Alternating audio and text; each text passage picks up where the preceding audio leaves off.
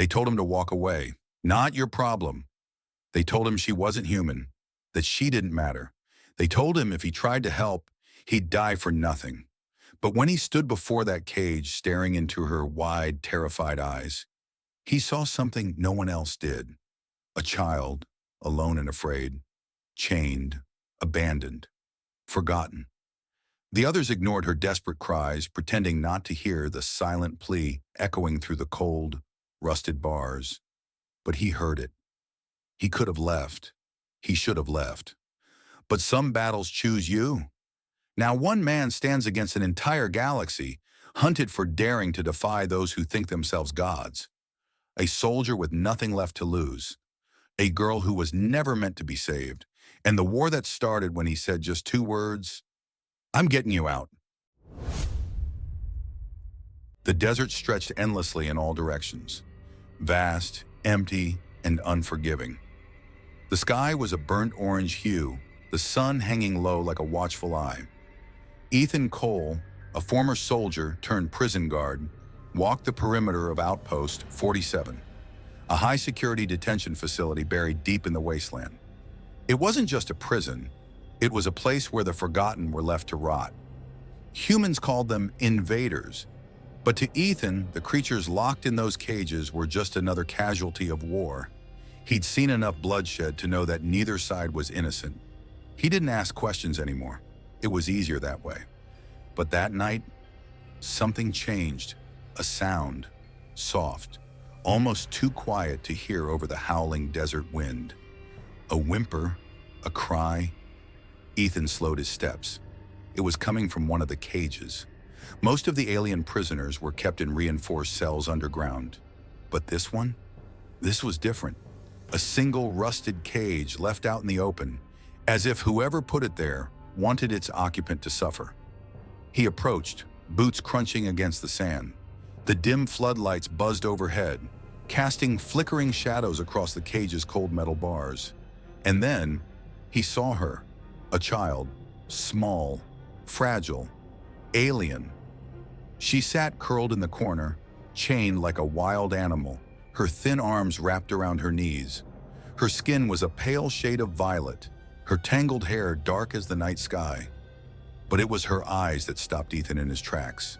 They glowed, not with rage, not with malice, but with something far more human. Fear. She looked up at him, flinching as if expecting him to strike her. Ethan felt something tighten in his chest. "What the hell is this?" he muttered under his breath. Behind him, a rough voice spoke. "That one? She ain't worth your time, Cole." Ethan turned to see Sergeant Briggs, a brute of a man with cold, dead eyes. He leaned against a metal railing, arms crossed, a smirk on his face. "She's just some prisoner's brat. Little monster's been in there for weeks. Won't eat, won't talk. Hell, I don't even think it knows what it is anymore."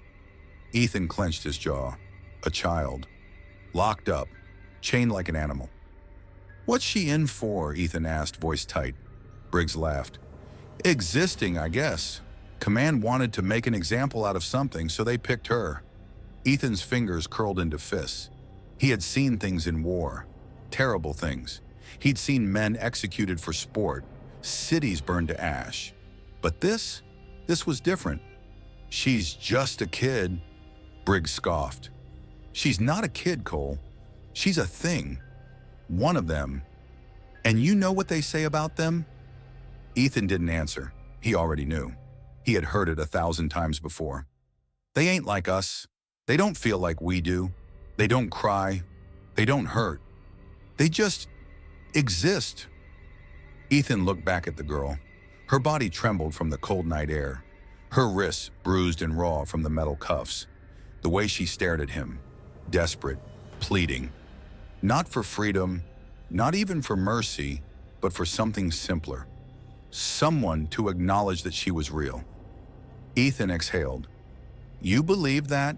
he asked, eyes still on the child. Briggs shrugged. "Believe whatever keeps me sleeping at night." Ethan didn't sleep well anymore. Briggs clapped a hand on his shoulder. "Listen, Cole, don't start feeling sorry for it. They ain't built like us. That thing in there?" He nodded toward the cage. It wouldn't hesitate to gut you if it had the chance. Ethan didn't respond. He just stood there staring at the girl, as something inside him cracked open. For a long moment, neither of them moved. Then the girl did something that changed everything. She reached out, slow, hesitant, her tiny fingers barely slipping through the bars, palm up. Ethan felt a chill crawl down his spine. Briggs scoffed. "Yeah, you want to touch that thing? Be my guest. Just don't come crying when it rips your damn fingers off." Ethan ignored him. For the first time in years, he made a choice. He knelt, slowly, cautiously, bringing himself eye level with the girl. She flinched, muscles tensing like a cornered animal. But she didn't pull away. Ethan didn't move either. Seconds stretched into eternity. And then, gently, carefully, he extended his hand, not touching her, just close enough, letting her decide. The girl hesitated, her fingers trembled, and then, soft as a whisper, her tiny hand pressed against his.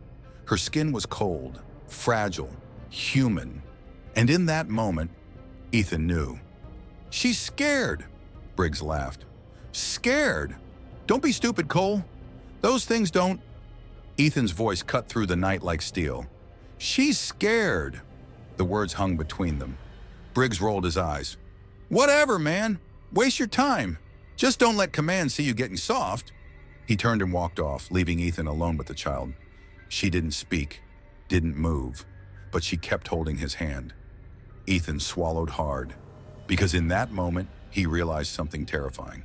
He wasn't just looking at a prisoner, he was looking at a child who had been left to die, and no one else cared, except him. Ethan didn't know how long he knelt there, his hand resting just inches away from the alien girl's frail fingers. Her skin was cold, unnaturally so, as if life itself had been drained from her. But she didn't pull away. She held on, not tightly, not desperately. Just enough. Enough to say, "I'm still here." The realization burned in Ethan's chest. How long had she been left in this cage? Days? Weeks? How long had she sat in the dirt, shivering beneath the desert sun by day, freezing beneath the stars at night? How long had she waited for someone, anyone, to acknowledge that she was alive? Ethan swallowed hard, a lump forming in his throat. He couldn't just leave her here. "Hey, kid," he said softly. She flinched, the first sign of real movement. Ethan forced a small, reassuring smile. "You understand me, don't you?" Her glowing eyes flickered, uncertainty flashing across her face. She did understand. Briggs was wrong. Ethan slowly withdrew his hand, testing her reaction. The moment their contact broke, the girl tensed, her small shoulders trembling. Not from cold, from loss. A pang of something awful twisted in Ethan's gut. "Okay," he said, lowering his voice, trying to sound calm. "Okay, I won't leave you." The girl's glowing eyes locked onto him, and for the first time she spoke. A single word, soft where fragile. "Please." Ethan's breath caught in his throat, not because she spoke, but because she spoke in English. She shouldn't know that. His pulse pounded, his instincts screamed. This wasn't normal. "Where did you learn that?" he asked carefully. The girl's small frame shook. Her mouth opened as if to answer. But the words never came. Instead, she gasped, eyes widening in terror, her entire body curling inward, pressing herself against the back of the cage as if trying to make herself disappear. Ethan's stomach dropped. Something was behind him. He turned fast, hand instinctively reaching for his sidearm. "Whoa, easy there, hero." Briggs, standing just outside the floodlights, arms crossed, watching like a predator sizing up his prey. "You got a little too comfortable with the livestock, Cole." Ethan forced himself to relax, fingers unclenching from the grip of his pistol. "It's a kid, Briggs." His voice was tight, controlled. "She just spoke to me," Briggs smirked. "Did she now?" He took a step forward, his heavy boots crunching against the sand. The girl pressed further into the corner of the cage, shaking violently. Ethan clenched his jaw. "She's terrified of you." Briggs grinned. "She should be." A deep, sickening anger boiled beneath Ethan's skin. Briggs crouched beside the cage, his expression unreadable. "You want to know something funny, Cole?" he said, tapping a finger against the metal bars. "That little thing in there? It's not supposed to exist." Ethan frowned. "What the hell are you talking about?" Briggs sighed dramatically, shaking his head. "You see, when Command rounded up the rest of her kind, they did a nice, clean job. No survivors, no stragglers. Just gone." His gaze slid toward the girl, his voice dropping to a whisper. "Except her." Ethan felt his stomach turn. "She's the last one?" Briggs nodded, smirking. "Smart man." Ethan's blood ran cold. "Then why keep her alive?" Briggs shrugged. "Orders. She was tagged for study. Some eggheads wanted to poke around, see what makes her tick. But then," he chuckled, shaking his head, "she wouldn't cooperate." Ethan felt a sharp pressure behind his eyes. "What the hell did they do to her?" Briggs grinned. "Oh, I don't know. Probably the same thing we do to any animal when we want it to obey." Ethan's hands curled into fists. The girl whimpered, her thin body trembling harder. Briggs tilted his head, eyes narrowing. "You feel sorry for it, don't you?" Ethan didn't answer. Briggs stood, brushing the dust from his uniform. "Tell me, Cole, what's the difference between a prisoner and a pet?" Ethan stared daggers at him. Briggs chuckled. "A pet gets a name." He turned, walking away into the darkness. Ethan stayed frozen in place, his mind racing, his heart pounding. A prisoner, a pater, a child. He turned back toward the cage. The girl was watching him, her golden eyes searching, pleading. Ethan took a breath. Then, gently, carefully, he knelt beside her again. "Do you have a name?" he asked. For a long moment she didn't answer. Then in a whisper so soft he almost didn't hear it, "Sable." Ethan felt something break inside him. A prisoner didn't need a name. A pet didn't deserve one. But a child deserved to be saved. And in that moment, Ethan Cole made a choice. He was getting her out of here, no matter the cost. Ethan Cole had made his decision. He was getting her out. But now came the hard part. How? Sable was a prisoner in a military-controlled outpost, surrounded by guards, automated turrets, and drones that didn't ask questions before pulling the trigger. If he made a mistake, he wouldn't just be court-martialed. He'd be buried in an unmarked grave. And worse, Sable would never make it out alive. Ethan paced near the supply tent, his hands clenched into fists. He was trained for battlefield tactics, extraction missions, stealth ops. But breaking a child out of a military base? That wasn't in the damn handbook. He needed time to think. But time wasn't something he had, because Briggs was watching. The predator stalks. "You've been awful chatty with the alien, Cole." Ethan tensed before he turned. Briggs leaned against the supply crate, arms crossed, smirking. "Didn't take you for the sentimental type," Briggs mused, his gaze sharp as a blade. "Or is it just this one?" Ethan kept his face unreadable. "Just making sure she's stable, since you lot have been starving her." Briggs grinned. "Now, see, that's interesting." He tapped his temple. "Because I thought I heard you ask her for a name." Ethan's pulse spiked. He'd heard that? Briggs took a slow step forward. "You know what happens when a soldier starts naming things?" Ethan said nothing. Briggs's smile widened. "It stops being an it and starts being a who." Ethan's jaw tightened. Briggs chuckled, shaking his head. "Oh, Cole, you're a real bleeding heart, aren't you?" Ethan forced a smirk.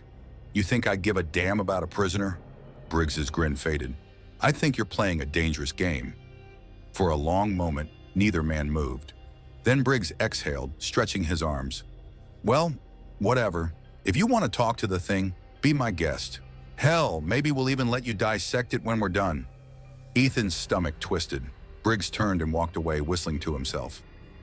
Ethan watched him disappear into the shadows. Then he let out a slow, steady breath. He was running out of time. The plan Ethan knew the base's schedule like the back of his hand.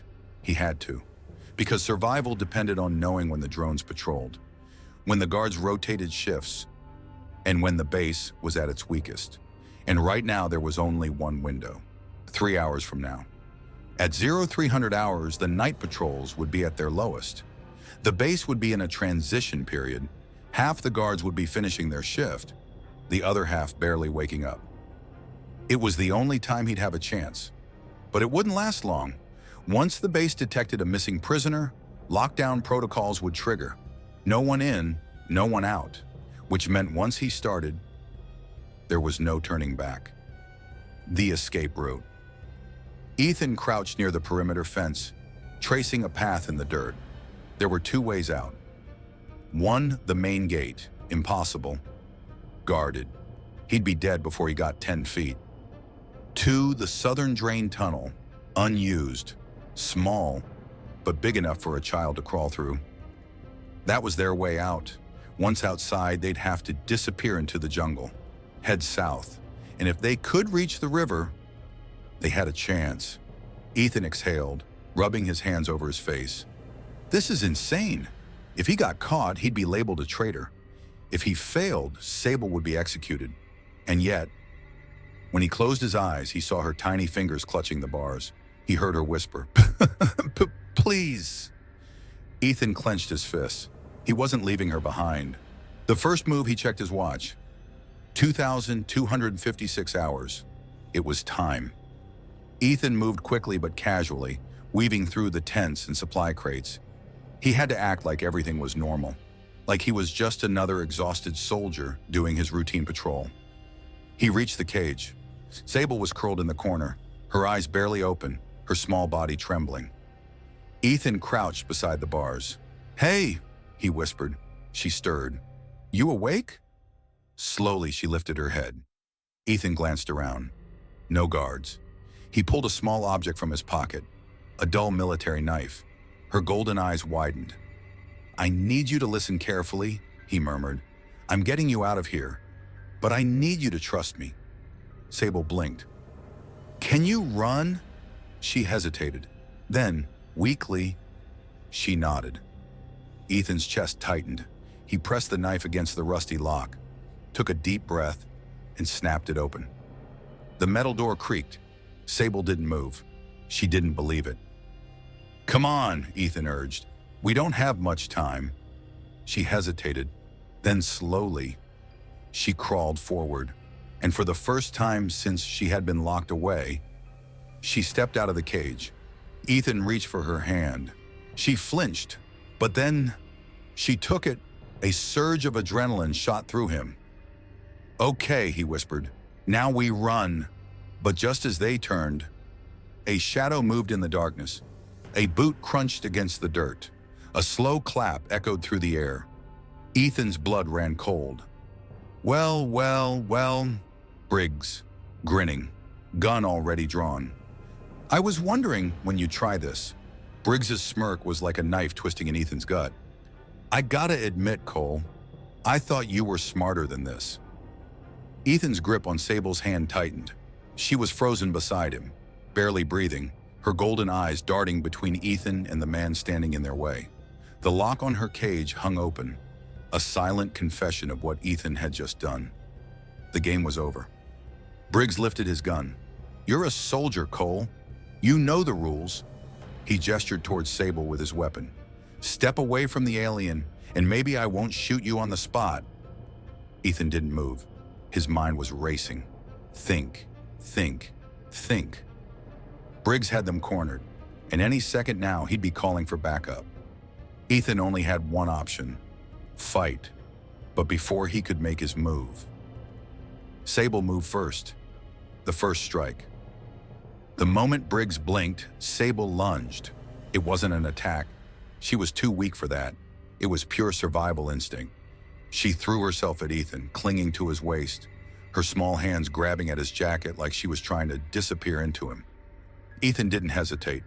He yanked his sidearm from its holster and fired. Briggs dove sideways, cursing as the bullet grazed his shoulder. Ethan didn't wait for a reaction. He scooped Sable into his arms and ran. "Stop them!"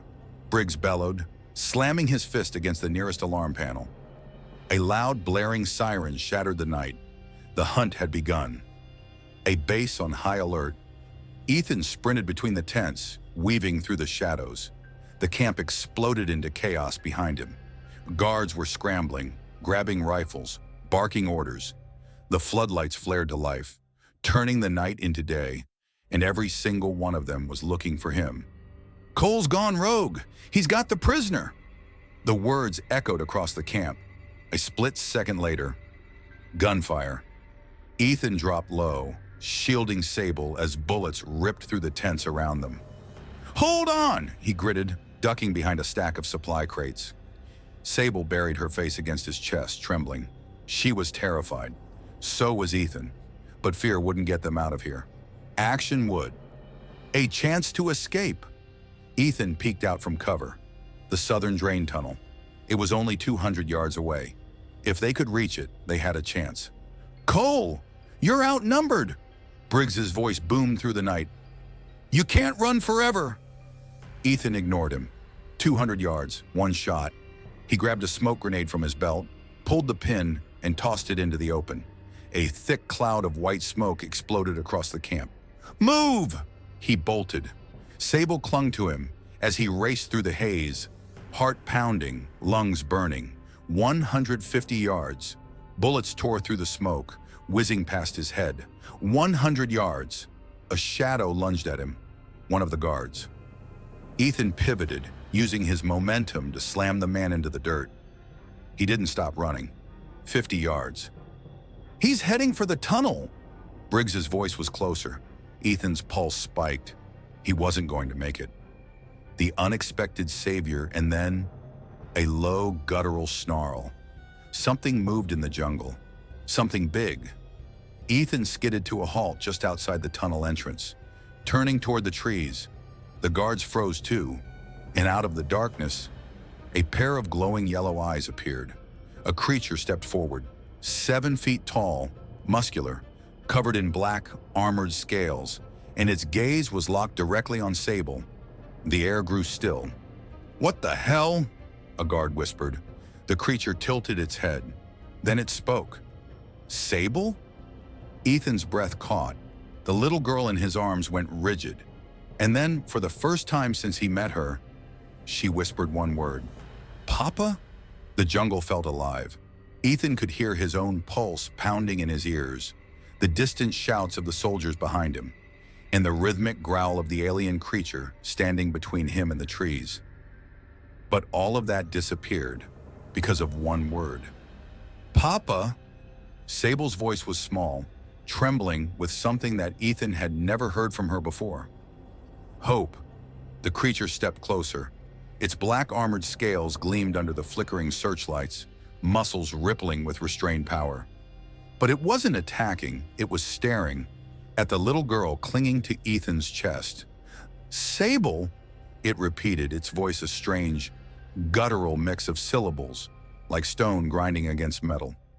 Sable shifted in Ethan's arms. Her golden eyes widened. She recognized him. And that was when everything changed.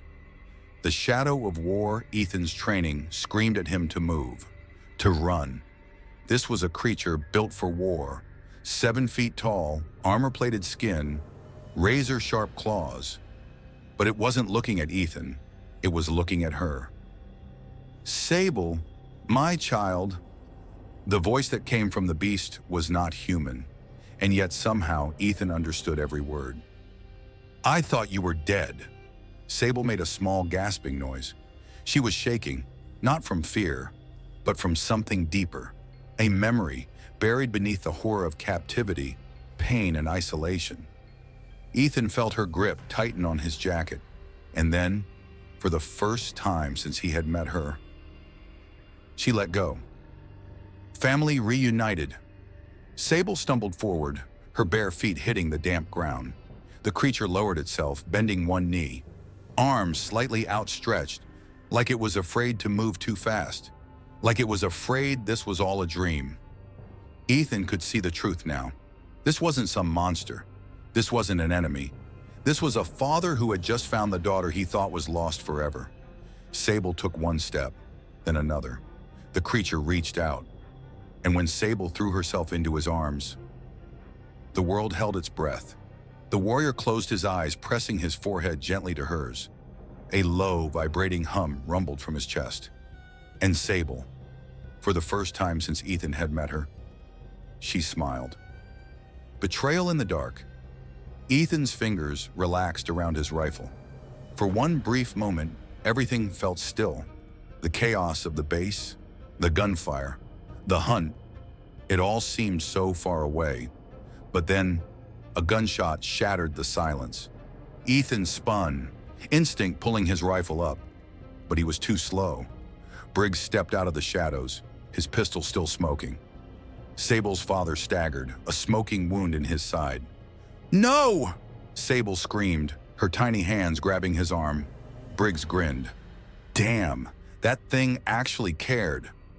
Ethan's vision went red. His trigger finger twitched.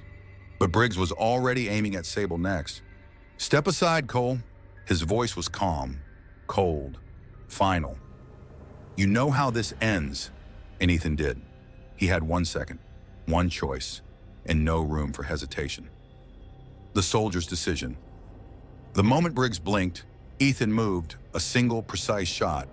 Briggs's head jerked back, his body collapsing to the jungle floor. A perfect kill shot. The rest of the camp would hear it. Ethan didn't care.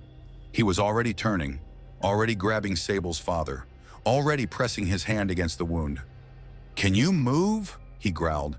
The alien warrior's breath was ragged, but he nodded. "Yes." "Good." Ethan hoisted Sable into his arms. The jungle was waiting, and now there was no going back. The jungle swallowed them whole. Ethan ran, heart pounding in sync with the heavy footsteps beside him. Sable clung to his chest, silent but trembling. Behind them, the camp was alive with gunfire and shouting. They would come for them. They would never stop. Ethan knew this wasn't an escape. It was a hunt, and they were the prey. The stalkers in the dark. The three of them moved through the trees, the thick jungle pressing against them. Ethan led the way, his military instincts kicking in, scanning every shadow for movement. Sable's father, now wounded but still powerful, moved with a predatory grace, his golden eyes glowing in the darkness. He barely made a sound. Unlike Ethan, humans weren't built for this kind of silent movement, and soon, the hunters found them. Ambushed. "Movement, 3 o'clock!" Ethan barely had time to react before a red laser sight burned through the trees, and a bullet sliced past his ear. They were here.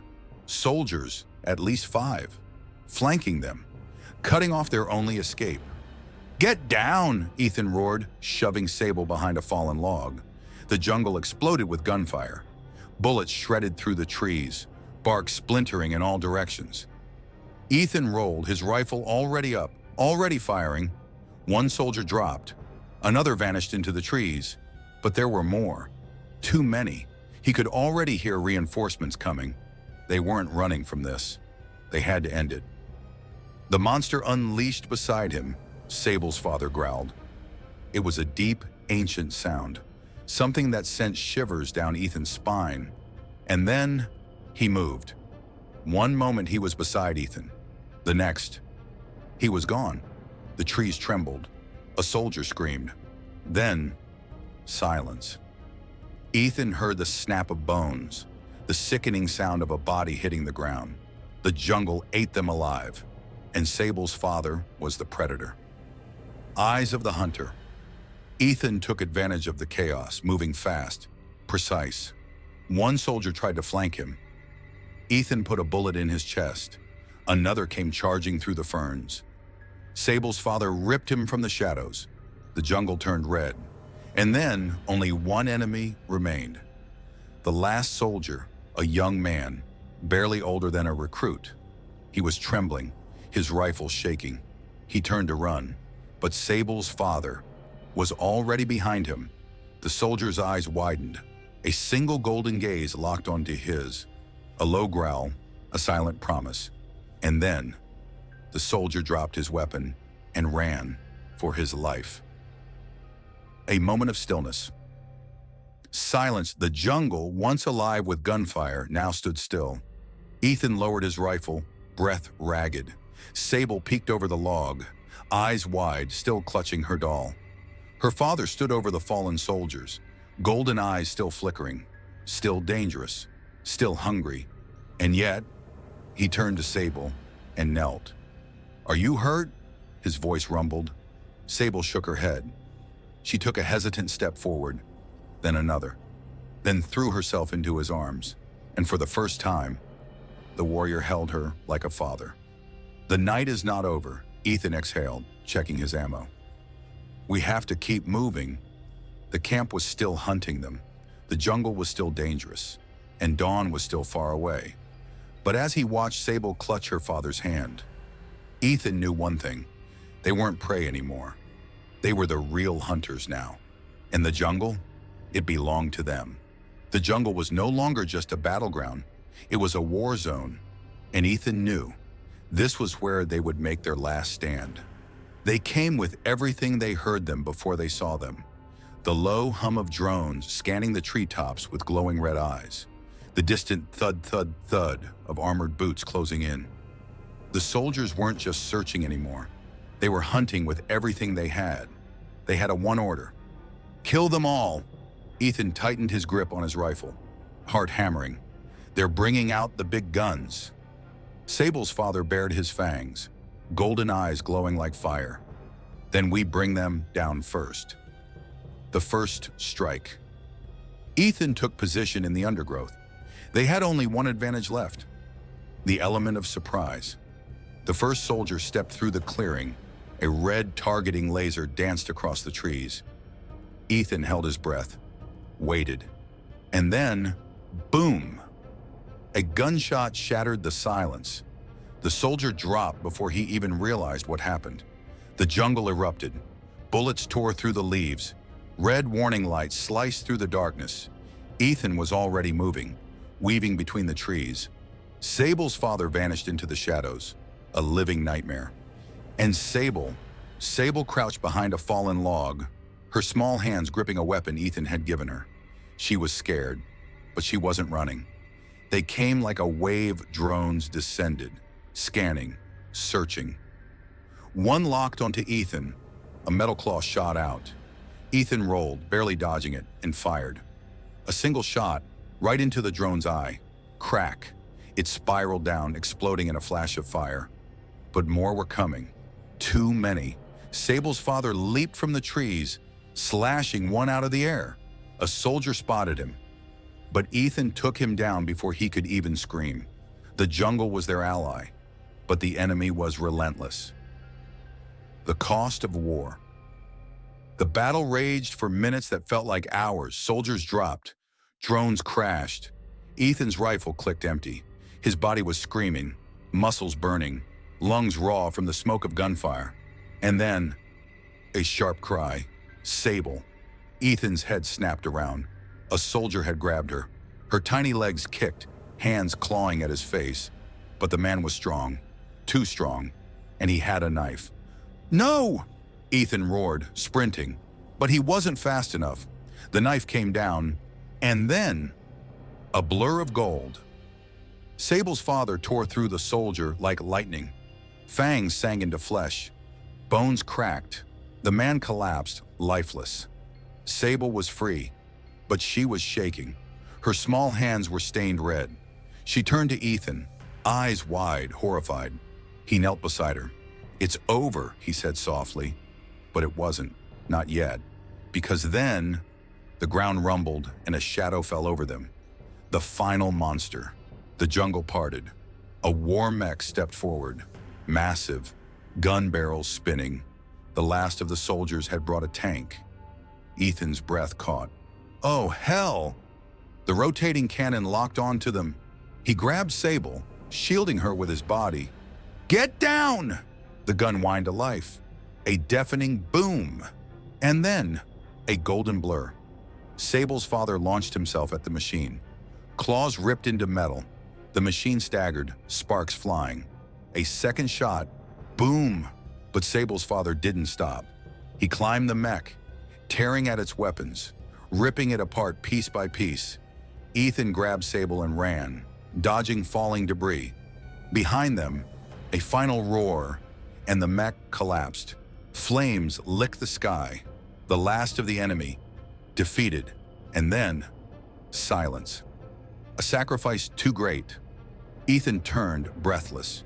Sable's father stood in the wreckage, his body torn, bleeding, but he was alive. Sable ran to him, throwing her arms around him. He knelt, arms wrapping around her. Ethan exhaled. It was over. The final choice. But even as dawn broke over the jungle, Ethan knew the war wasn't done. Sable's father had made a choice to fight, to protect, and now the humans wouldn't stop hunting him, wouldn't stop hunting her. "You have to go," Ethan said quietly. Sable clung to her father. "No!" But the truth was clear. If they stayed, they would never be safe. Sable's father met Ethan's gaze. "Take her!" Ethan's stomach twisted. "What? Take her to safety. I will lead them away." Sable's eyes filled with tears. "No, I won't leave you." But her father smiled. "You have to. You have to survive." And then he turned and vanished into the jungle, the last hunter, the last warrior, buying them time with his life. Sable screamed, but Ethan held her tight, and as the sun rose, they disappeared into the trees, to a future unknown, to a world that would never understand them. But they had each other, and for now, that was enough. The jungle was behind them, but the war was far from over. Ethan and Sable ran, through the trees, through the mud, through the darkness. Her father had given them a chance. Now Ethan had to make sure it wasn't wasted. The escape. The world was waking. Dawn painted the sky in blood and fire. Behind them, distant explosions rumbled through the jungle, the last stand of Sable's father. Ethan didn't know if he was alive or dead, and that uncertainty was a knife in his gut.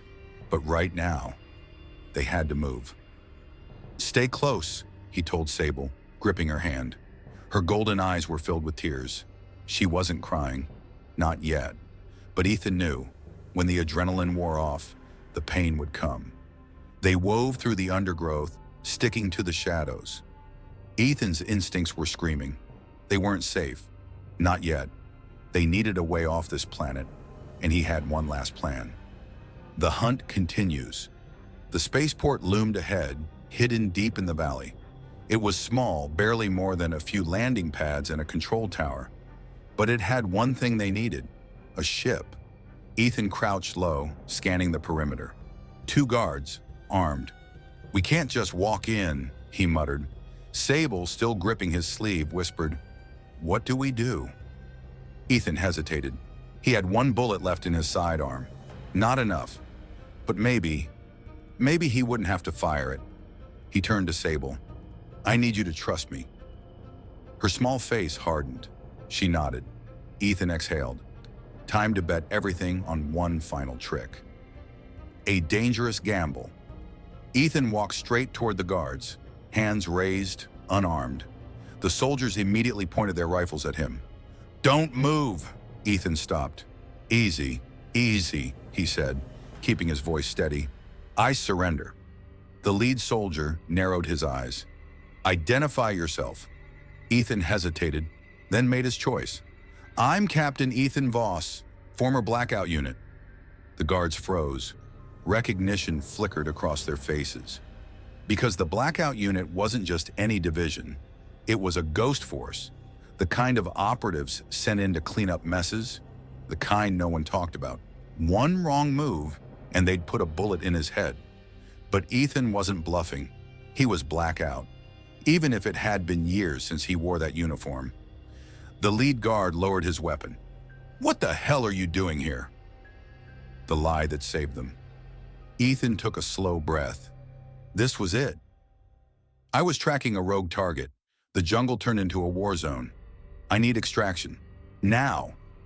The guards exchanged glances. Something was off. But the Blackout name carried weight.